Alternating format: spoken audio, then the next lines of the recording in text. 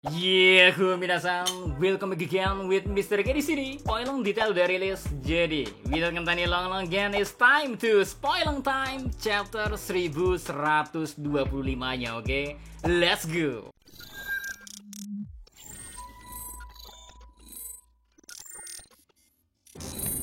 Judul chapter 1125, bagaimana mendefinisikan kematian. Yaps, judul kali ini juga sama aja sama yang sempat diutarakan oleh Lilith di chapter sebelumnya tentang bagaimana kematian dianggap menjadi sebuah sudut pandang berkat adanya Will of D yang membuat tekad seseorang dilanjutkan. Terus geser dikit ya ke bagian cover story di mana kita sudah memasuki volume 13 yang berjudul Yamato tiba di Kastil Oden yang sedang dibangun ulang dan menemukan bahwa tukang kayu Minatomo hilang.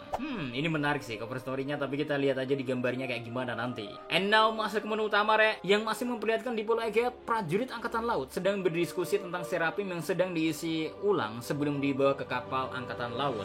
Ya semacam charger lah ya, dicas dulu sebelum katakanlah diberangkatkan lagi atau bergerak lagi. Sementara itu Lucy dan Kaku juga bersiap untuk naik kapal. Salah satu agensi Purple mendekati mereka dan bertanya tentang keberadaan Stasi. Lucy menjawab tanpa ekspresi sedikit pun, "Aku sudah membunuhnya." Di sisi lain wajah Kaku tersembunyi, namun terlihat ia berusaha menahan emosinya.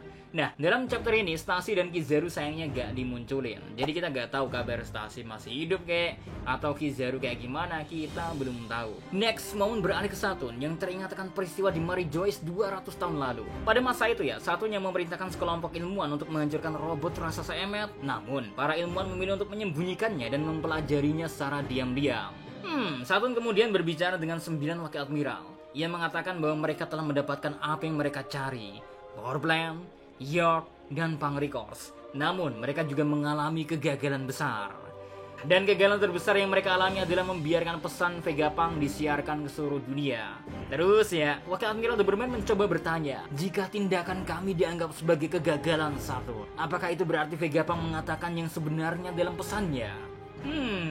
Tanpa sepatah kata pun ya, Saturn menghancurkan kepala Doberman dengan kekuatannya, sama seperti yang ia lakuin pada chapter sebelumnya ketika awal-awal Saturn datang, Wah. Nah, para wakil admiral lainnya terkejut melihat apa yang terjadi. Terus kita dipindah sedikit ke Lepes. York menyadari bahwa mesin awan bekerja dengan sendirinya. Dia mencoba menghentikannya tapi sudah terlambat. Dan Pangrikot terlepas dari Pulau Eget dan terbang menjauh menggunakan mesin awan lah ya. Next kita masuk ke Mary Joyce, di mana krisis makanan semakin memburuk. Para Tenryubito jelas panik, Terus di dalam kastil Pangea, Vigaren Garling mengenakan setelan elegan, berjalan menuju Room of Authority. Garling masuk dan duduk di salah satu kursi, lalu berbicara secara santai kepada 4 tetua lainnya.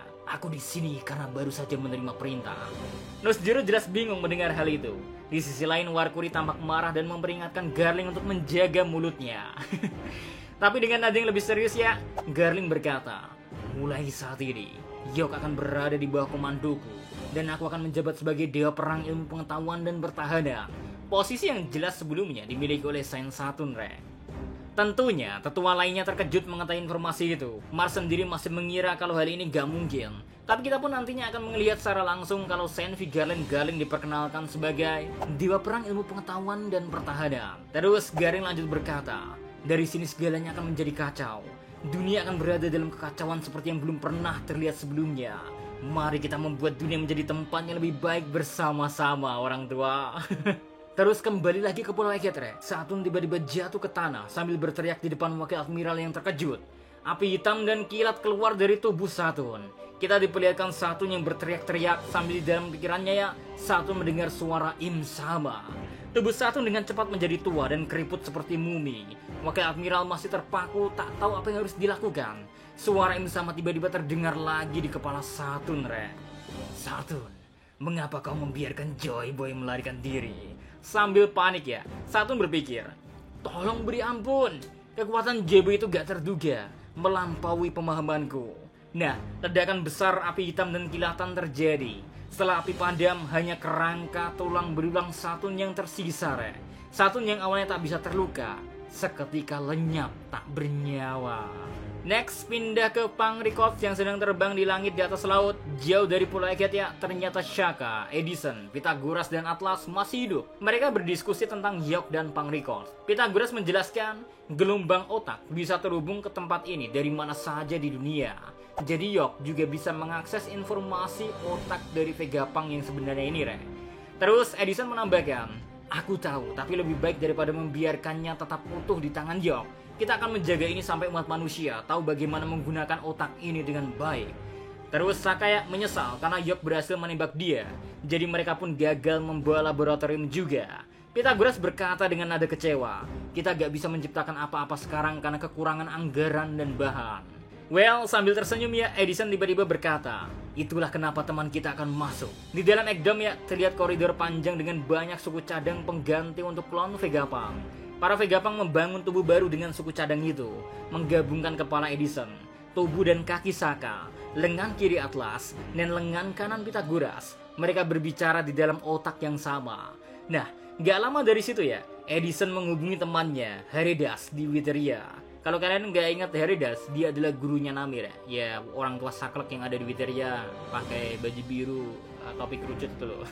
Halo Witeria, ini Vegapunk. Heridas jelas terkejut lalu menjawab, apa maumu dan bukannya kau sudah mati?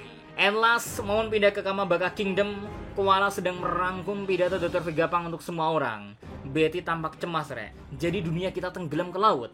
Sabu menanggapi dengan serius, maka masuk akal Tenryubito Asu memilih tinggal di atas Red Line, lokasi tertinggi di dunia. Ivankov mengingatkan, dan itulah mengapa pemerintahan dunia memerintahkan budak untuk membangun jembatan raksasa di Tequila Wolf, Vodka Wolf, Rum Wolf, dan Bourbon Wolf sejak 700 tahun yang lalu. Karasu menambahkan, ya, semua itu punya tujuan. Morley terkejut, Re. Aku tak bisa mempercayainya. Nah, chapter ini diakhiri dengan Dragon yang berdiri di pantai, berbicara kepada dirinya sendiri. Vegapunk, gak ada jaminan bahwa orang-orang yang mempercayai kata-kata terakhirmu hanya akan membuat persiapan untuk perdamaian. Kita harus cepat menyelesaikan ini. Atau, pertempuran di antara warga untuk mengamankan tempat aman untuk tinggal akan segera tiba. Wow, final war bakal terjadi sih, ya. Oke, itu dia terkait spoiler detail yang bisa kita sampaikan. Kita tunggu lagi di review atau first react selanjutnya, oke? BTW, minggu depan gak libur, jadi aman, Re. 1126 bakal terbit seperti biasanya, terutama spoilernya. So, see you next time. Adi Segera Melau, see you everyone. Salam Hanimedia.